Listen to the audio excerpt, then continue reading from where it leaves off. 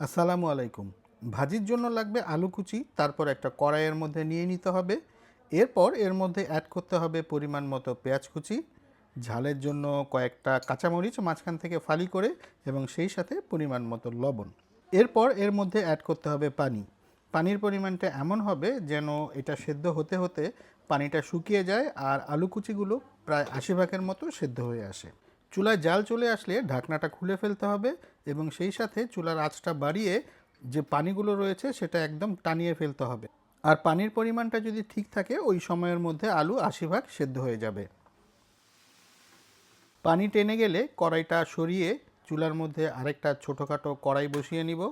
এটাকে মনে হয় বাগার দেওয়ার জন্য কী যেন একটা বলে, যাই হোক আপনারা কমেন্টে বলে দিয়েন। নিয়ে নিব পরিমাণ মতো তেল, আর তেল ছাড়া আজকের এই ভাজিটার স্বাদ পরিবর্তন করার জন্য আরেকটা গুরুত্বপূর্ণ জিনিস আমি ব্যবহার করব, সেটা হচ্ছে ঘি। 1 টেবিল চামচের মতো ঘি এর মধ্যে অ্যাড করে নিব। তেল এবং ঘি গরম হয়ে আসলে এর মধ্যে কিছু পেঁয়াজ কুচি অ্যাড করব এবং সেই সাথে অ্যাড করব বড় 3টার মতো শুকনো মরিচ, সাথে 1/2 চা চামচের মতো রসুন কুচি দিয়ে দিব।